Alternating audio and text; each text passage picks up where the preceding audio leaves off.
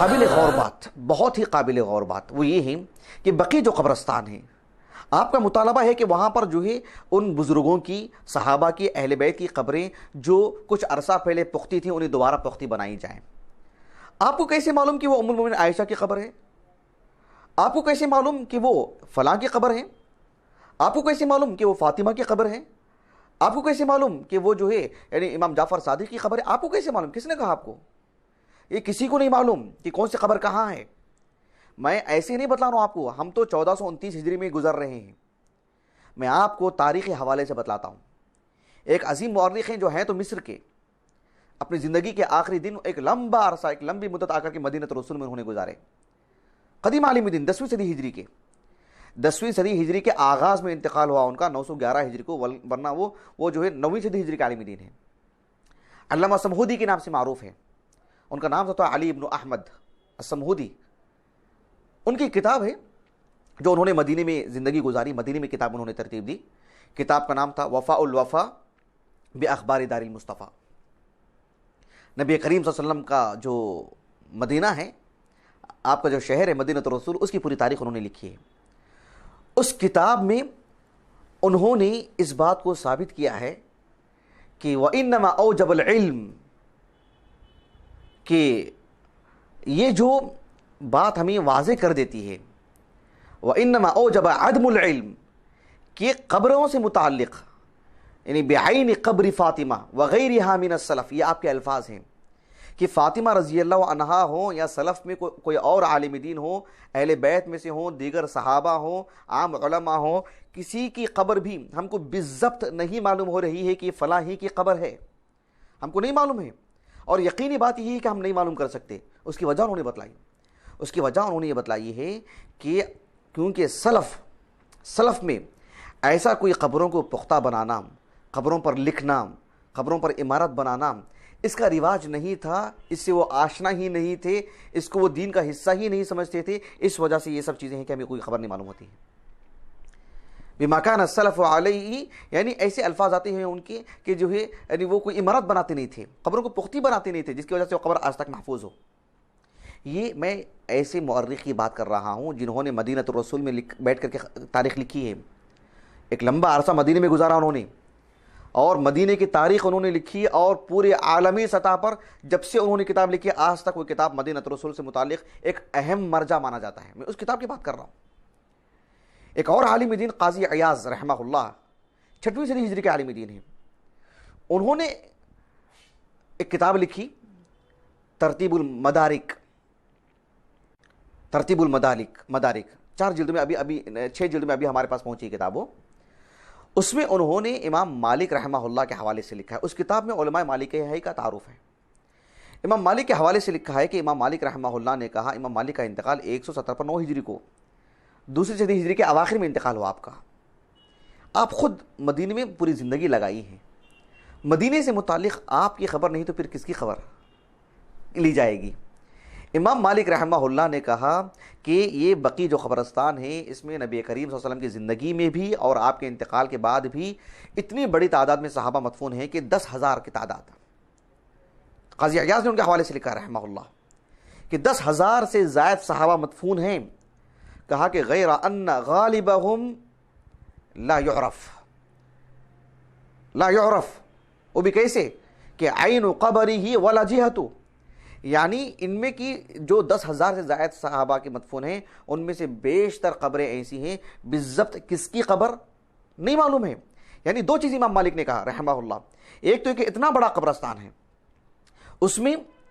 یہ قبر کس کی، یہ قبر کس کی، یہ قبر کس کی بالضبط نہیں معلوم ہے، نمبر 1۔ نمبر 2 یہ ہے کہ اگر کسی کا نام معلوم ہے آپ کو کہ جو ہے وہ یہی مدفون ہے، جیسے کوئی بولے کہ امام ام المومنین عائشہ رضی اللہ عنہا بقی میں مدفون ہے، لیکن آپ کو یہ نہیں معلوم کہ کہاں ہے ان کی خبر، نہیں معلوم، خبر تو سامنے موجود ہے لیکن کس کی وہ بھی نہیں معلوم، دونوں نہ ہوئے سے امام مالک رحمہ اللہ نے کہا۔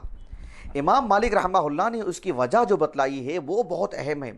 کہا کہ لاجتناب السلف بالبناء و تجسیس القبور، ایسے الفاظ ہیں کہ کیونکہ سلف عمارتیں بنانے سے متعلق، پختی قبریں بنانے سے متعلق اجتناب کرتے تھے، اور پھر مع طول الزمان، اور اتنی لمبی مدت آج سے گزر چکی ہے، ہم کو نہیں معلوم ہے کہ کسی کی قبر کہاں ہے۔ یہی بات عمدۃ الاخیار میں بھی، عمدۃ الاخبار میں بھی فی مدینۃ الاخیار، یہ جو کتاب ہے، معروف ایک مؤرخ ہیں احمد بن عبد الحمید العباسی، انہوں نے سیرت کی کتاب لکھی، مختصر سی سیرت کی کتاب ہے، قدیم نسخہ ہے ہمارے پاس ہو، اس میں ذکر البقیع ایک مستقل فصل قائم کی، بقیع سے متعلق پوری خبریں انہوں نے دی، اور اس میں انہوں نے بھی اس بات کو جو قاضی عیاض کی رحمہ اللہ ترتیب المدارک کے حوالے سے نقل کیا ہے۔ اتنی موثوق ذرائع سے ہم نے آپ کے سامنے بات رکھی ہے، بالضبط کسی کو نہیں معلوم کہ کس کی قبر کہاں ہے، اور آج تو یہ چیز اور اوجھل ہے، کسی کو نہیں معلوم کس کی قبر کہاں ہے، ایک حیران کن بات ہے۔ یہاں ایک بات میں آج مجھے آپ کو یہ بھی بتلانا ہے کہ قبریں نہیں معلوم ہیں، یہ اللہ کا احسان ہے کہ کس کی قبر کہاں ہے، اس لیے کہ یہی وجوہات ہیں جن کی بنا پر قبروں کی پوجا ہوتی ہے، مزار بنائے جاتے ہیں، قبروں کو پختہ بنایا جاتا ہے۔ اسی لیے ہم دیکھتے ہیں کہ جتنے بھی ہمارے سلف ہیں، جتنے بھی نیک اور صالح لوگ ہیں، انہوں نے اپنی قبروں سے متعلق خوف کا اظہار کیا کہ ہماری قبریں لوگوں کے سامنے نہ آ جائیں، اس لیے کہ لوگ آج نہیں کل اس کی بات کرنا شروع کر دیں گے۔ میں تاریخی طور پر 2-3 حوالے آپ کے سامنے رکھتا ہوں۔ امام مالک رحمہ اللہ کی ایک کتاب ہے، عظیم کتاب الموطا، اس میں کتاب الجنائز میں امام مالک رحمہ اللہ نے ایک مرسل روایت لے کر کے آئے ہیں جو کہ سندن صحیح ہے مرسل ہونے کے اعتبار سے۔ البتہ اسی روایت کو امام ابو بکر البزار رحمہ اللہ نے موصولا لے کر کے آئے ہیں، حدیث ابی ہریرہ رضی اللہ عنہ کی مسند میں۔ شیخ سلیم بن ہلالی حفظہ اللہ نے جو موطا کی جو انہوں نے جو ہے مطلب یعنی اس پر تخریج کا جو کام کیا ہے، اس میں انہوں نے یہ بات لکھی ہے۔ اب دیکھیں بات کیا ہے اس میں، کہ اللہ کے رسول نے صلی اللہ علیہ وسلم اللہ سے دعا کی تھی کہ اللہم لا تجعل قبری وثنا یعبد، کہ اے اللہ تو میری قبر کو وثن نہ بنا دے، یعنی میری قبر ایک عبادت کی جگہ نہ بن جائے کہ لوگ آئیں اور میری قبر پر جو ہے میری قبر ایک مورتی کی شکل اختیار کر جائے اور لوگ آ کے وہاں کی عبادت کرنے لگ جائیں۔ یہ اللہ کے رسول نے کہا ہے صلی اللہ علیہ وسلم۔ آپ علیہ الصلوۃ والسلام کو کس سے خوف تھا؟ غیر مسلمین سے، کفار سے خوف تھا آپ کو، کہ اللہ کے رسول علیہ الصلوۃ والسلام کو تو زندگی میں آپ کو نبی نہیں مانے،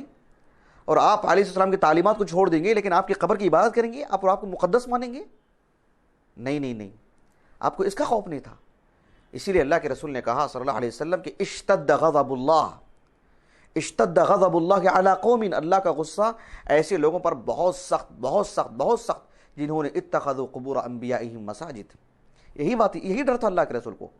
انبیاء کی قبروں کی پوجا کرنے والے لوگ انبیاء کے قاتل نہیں تھے، انبیاء کے تقدس پر ایمان لانے والے لوگ تھے۔ اللہ کے رسول کو اسی کا خوف تھا صلی اللہ علیہ وسلم۔ اب قدیم زمانے میں دیکھو، صحیح بخاری میں ایک کتاب ہے، کتاب التفسیر، بہت معروف کتاب، یعنی صحیح بخاری معروف کتاب ہے، اس میں جو کتاب التفسیر ہے اس میں ایک آیت کریمہ ہے سورۃ النوح کی، کہ وقالوا لا تذرن آلهتكم ولا تذرن ودا ولا سواعا ولا يغوث ويعوق ونسرا۔ یہ جو اس آیت کریمہ میں 5 نام بتلائے گئے ہیں، ہم لوگ بچپن میں یہی سمجھ رہے تھے کہ یہ سب مورتیوں کے نام ہیں،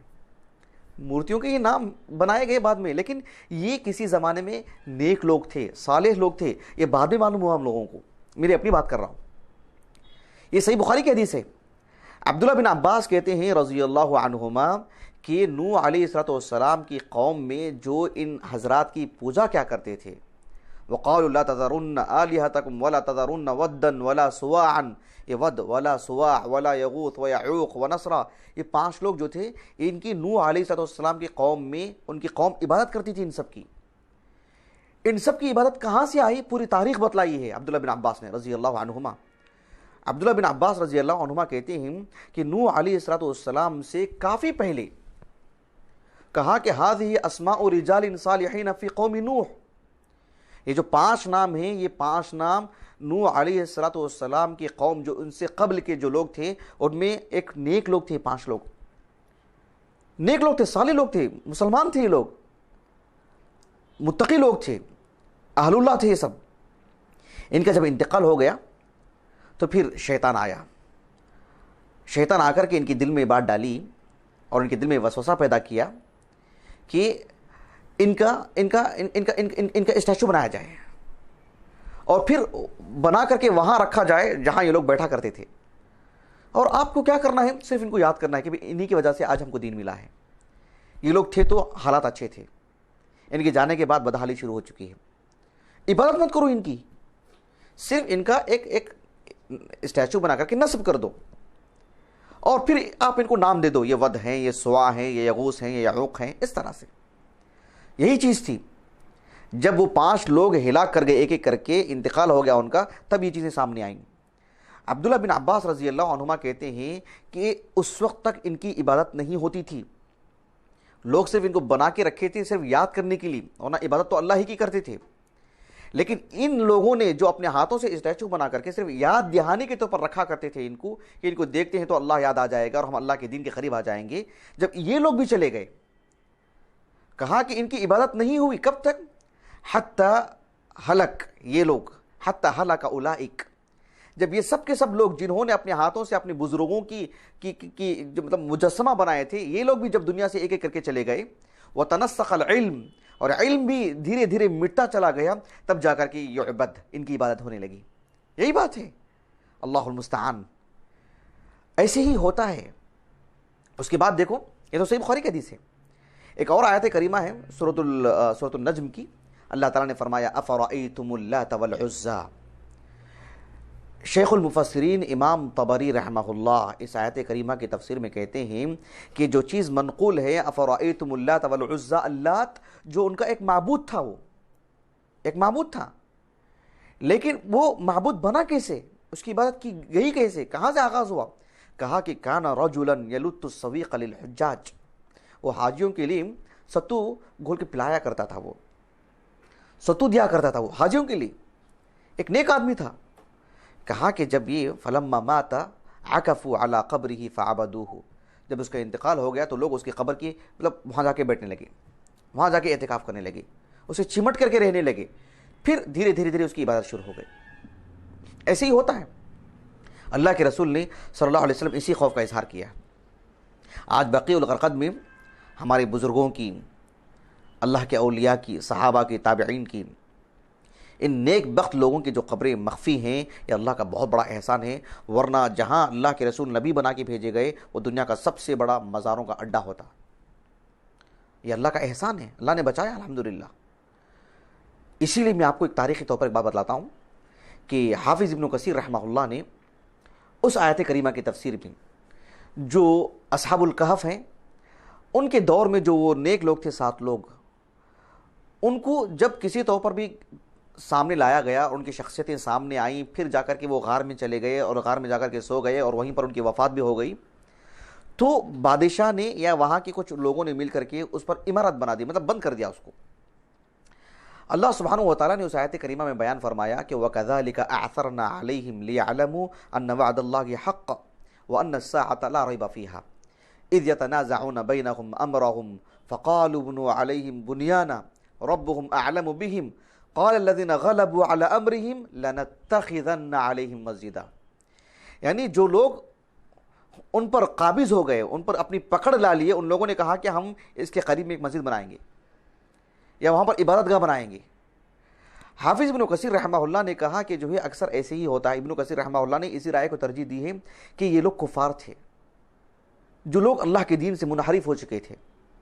انہوں نے اللہ کی عبادت کرنے کے بجائے ان نیک لوگوں کی قبروں کے پاس جا کر کے عبادت گاہ بنائے، نسأل اللہ السلامہ۔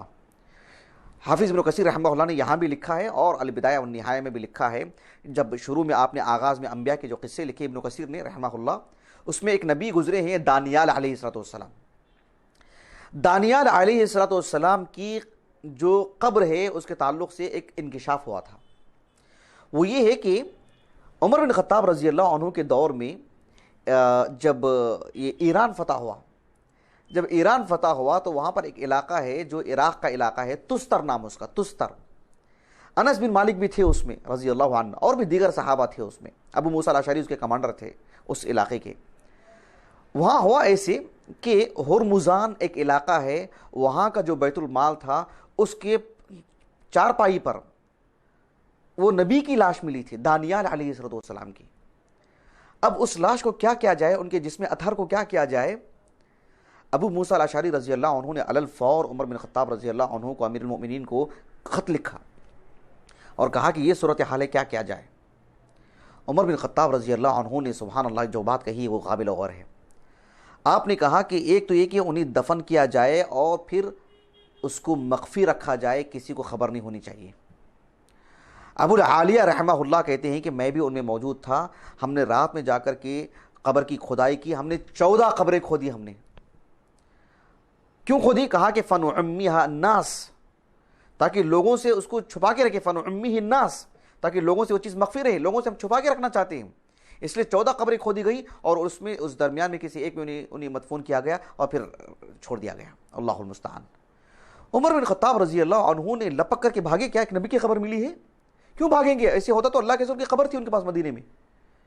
کہا کہ اس کو صرف تدفین نہیں بلکہ چھپا کے رکھو، لوگوں سے کسی کو خبر نہیں ہونی چاہیے، جبکہ وہ خیر القرون، تازہ تازہ اللہ کے رسول علیہ وسلم کے انتقال کے بعد کبار صحابہ موجود ہیں، علم موجود ہے، راسخ علماء موجود ہیں اور قوی ایمان والے موجود ہیں، خالص توحید موجود ہے، اس کے باوجود بھی آپ نے اتنا بڑا قدم اٹھایا۔ اللہ اکبر، اندازہ لگائیے آپ۔ تو یہ بہت اہم چیز ہے۔ تو یہ ایسا ہے کہ اس طرح کی خبریں جب سامنے آتی ہیں تو عبادتیں خود بخود شروع ہو ہی جاتی ہیں۔ اب آخری میں ایک اور بات تھی اسی موضوع سے متعلق، وہ یہ ہے کہ بقی میں جو قبریں ہیں جہاں ہم نے کہا کہ کسی کی خبر نہیں معلوم ہے، یہ بھی ایک حیران کن بات ہے کہ بقی جو قبرستان ہیں اس میں جہاں صحابہ ہیں، جہاں تابعین ہیں، جہاں علماء ہیں، جہاں اہل بیت ہیں، وہاں پر عبداللہ بن ابی ابن ابی سلول رئیس المنافقین اور اس جیسے اور بھی منافقین کی اس میں قبریں بھی موجود ہیں۔ آپ کس قبر کو لے کر کے مزار بنائیں گے؟ کچھ خبریں تو ایسی ہیں جہاں پر 1 سے 10 20 لوگ موجود ہیں، کچھ خبروں میں آج کی تاریخ اٹھا کے دیکھیں گے تو 50 اور 60 ہو چکے ہوں گے ایک ہی قبر کے اندر۔ اور آج بھی جو قبروں کی تدفین ہوتی ہیں اس کے علم رکھنے والوں سے پوچھ کر دیکھیں آپ، ایک مخصوص مدت کے بعد دوبارہ وہ قبر کھودی جاتی ہے، ہڈیوں کو الگ کیا جاتا ہے، نئے سرے سے ایک آدمی کو مدفون کیا جاتا ہے آج بھی۔ اس اعتبار سے اس میں دونوں قسم کے لوگ موجود ہیں۔ امام مالک رحمہ اللہ کی جو حدیث کی کتاب ہے جو ہم نے کچھ دیر پہلے نام لیا تھا اس کا الموطا کا، اس میں کتاب الجنائز میں ہشام بن عروہ رحمہ اللہ وہ اپنے والد سے روایت کرتے ہیں، عروہ بن زبیر جو زبیر بن عوام رضی اللہ عنہ کے فرزند ہیں، لیکن وہ صحابی نہیں ہیں، تابعی ہیں۔ عروہ بن زبیر رحمہ اللہ فقہائے 7 میں شمار ہوتا ہے ان کا، اور 94 ہجری سنہ وفات ہے۔ وہ کہتے ہیں کہ مجھے انی لا احب ان ادفن فی البقیع، کہ مجھے بقیع میں دفنایا جائے مجھے پسند نہیں ہے، بقیع میں میں مدفون ہوں۔ کہا کہ یہ مجھے پسند نہیں ہے۔ کیوں پسند نہیں ہے مجھے بقیع میں مدفون ہونا؟ کہا کہ اما ظالم، بقیع میں یا تو اس کی خبر ہے جو کہ ظالم ہے، فلا احب ان ادفن معه، مجھے پسند نہیں کہ میں ایک ظالم کے ساتھ جو ہے میں مدفون ہو جاؤں، اس میں منافقین بھی ہے نا، میں اس کی خبر میں آ جاؤں تو یہ مجھے پسند نہیں ہے۔ و اما صالح، ہو سکتا ہے اس میں کوئی نیک آدمی ہو اور یہ بکثرت یہی لوگ ہیں۔ کہا کہ فلا احب ان تنبش عظامه، مجھے پسند نہیں ہے کہ میری وجہ سے ان کی ہڈیاں وہاں سے اکھیڑی جائیں، ان کی ہڈیوں کو الگ کیا جائے، یہ مجھے پسند نہیں ہے۔ یہ ایک نقطہ نظر ہے، لیکن کہنے کا مقصود یہ ہے کہ یہاں پر جو نقطہ نظر پیش کیا جا رہا ہے یہ بات بتلانا مقصود ہے کہ اس میں دونوں طرح کے لوگوں کی قبریں ہیں۔ اب کس کی؟ عبداللہ بن ابی کی مزار بنانا چاہتے ہیں آپ؟ دیگر ظالموں کی قبر بنانا چاہتے ہیں؟ پتہ ہی نہیں ہے آپ کو، ایک ہی خبر میں 1 سے 10 لوگ موجود ہیں۔ خیر، معلوم ہونے کے باوجود بھی شرعی طور پر نہیں بنا سکتے، معلوم ہو جائے تب بھی۔ یہ ام المومن عائشہ کی قبر ہے، ویسے تو عائشہ رضی اللہ عنہا کی قبر کو یہ بنائیں گے نہیں، فاطمہ رضی اللہ عنہا کی قبر ہے، معلوم ہو جائے تب بھی آپ بنا نہیں پائیں گے شرعی طور پر، اللہ کے ہاں گنہگار ثابت ہوں گے۔ یہ ایک چیز ہو گئی۔ آخر میں ایک چیز وہ یہ ہے کہ آج سے کم و بیش 80 سال 90 سال قبل ہم دیکھتے ہیں کہ ملک عبدالعزیز رحمہ اللہ ان کی قبر کو نور سے منور فرما دے، اللہ ان کے حسنات کو قبول فرمائے، اللہ ان کے تسامحات کو صرف نظر فرمائے، اور ہمارا یقین ہے کہ اللہ سبحانہ و تعالیٰ نے انہیں معاف فرما دے گا اور فرما دیا ہوگا۔ اللہ تعالیٰ ان کی مغفرت فرمائے۔ بڑے عظیم بادشاہ اور سلفی نقطہ نظر کے بادشاہ اور صحابہ کے نقش قدم پر چلنے والے بادشاہ، آپ نے جو بڑے بڑے جو ایکشن لے اپنی زندگی میں، اس میں سے ایک یہ بھی تھا کہ آپ نے پورے قبروں کو منہدم کیا، آپ نے جذبات میں آ کے نہیں کیا، آپ نے چھیڑ چھاڑ نہیں کیا، آپ نے مؤقر اہل علم سے فتاوے جمع کیا، آپ نے علماء سے مشورہ کیا، آپ نے نصوص سامنے تھے آپ کے، آپ نے اپنی طاقت کا پورا استعمال کیا اور صحیح استعمال کیا، اور آپ نے منہدم کیا، اور یہ بھی کہا کہ اگر نص پیش کر دیا جائے، فرمان نبوی پیش کر دیا جائے، اس ضمن میں کوئی آیت پیش کر دی جائے کہ ہمارا اقدام غلط ہے اور جو بنانا تھا وہی صحیح تھا، تو پھر ہم اس کو اثر و اچھے سے بنا دیں گے، بہترین انداز میں بنا دیں گے۔ یہ بہت بڑا اقدام تھا آپ کا، اللہ اکبر، الحمدللہ، طاقت کا صحیح استعمال تھا، یہ ایک چیز تھی۔ اس ضمن میں ہوا کیا کہ آپ قدیم جو آج سے تقریباً 70-80 سال پہلے کی مجلات وغیرہ پڑھیں گے تو آپ کو معلوم ہوگا کہ مستقل طور پر 2 سال تک ہندوستان میں احتجاج کیا گیا، بر صغیر میں، ابھی ہندوستان پاکستان کے بٹوارے سے پہلے۔ یہ جو قبوری لوگ ہیں اور جو شیعہ ہیں، انہوں نے احتجاج کیا کہ یہ حج تک کے لیے نہیں گئے لوگ، اس بادشاہت پر زور ڈالنے کے لیے، دباؤ ڈالنے کے لیے 2 سال تک حج نہیں کیا انہوں نے۔ ایک صاحب تھے جو دلی میں تھے، خواجہ حسن نظامی، 1955 میں انتقال ہوا ان کا، ان کی ایک میگزین نکلتی تھی صوفی نام کی، میگزین کا نام صوفی، اس میں انہوں نے ایک مستقل طور پر اس میں ایک کالم جو ہے لکھا انہوں نے کہ اللہ، بہت کچھ لکھا، ایک بات انہوں نے یہ بھی لکھی کہ جو ہے اللہ تعالیٰ اس حکومت کو برباد کرے، اس کو مطلب عذاب نازل ہو، وغیرہ وغیرہ۔ مولانا ثناء اللہ امرتسری رحمہ اللہ نے جو اخبار اہل حدیث، وہ بھی ایک مجلہ نکالتے تھے اور بڑے قداور عالم دین اور بہت عمدہ اخلاق کے عالم دین، آپ نے یعنی میں اخبار اہل حدیث سے براہ راست سے پڑھا تھا، میں غالباً 1937 وغیرہ کا ہے جتنا مجھے یاد آ رہا ہے۔ مولانا ثناء اللہ امرتسری رحمہ اللہ نے یعنی ایک جو کالم تھا اس میں ایک حصہ تھا ایک صفحے کا، وہ اس میں آپ نے لکھا کہ صوفی جو مجلہ ہے اس میں یہ بات لکھی گئی ہے کہ بہت کچھ جو ہے بد دعائیں کی گئیں ملک عبدالعزیز رحمہ اللہ کی اس بادشاہت پر اور آپ کی اس حکومت پر۔ تو مولانا ثناء اللہ امرتسری رحمہ اللہ نے کہا کہ آپ کو اتنی بد دعائیں کرنے کی کیا ضرورت ہے؟ اللہ رب العالمین نے قرآن مجید میں فرمایا سورۃ الانبیاء سورۃ الحج میں،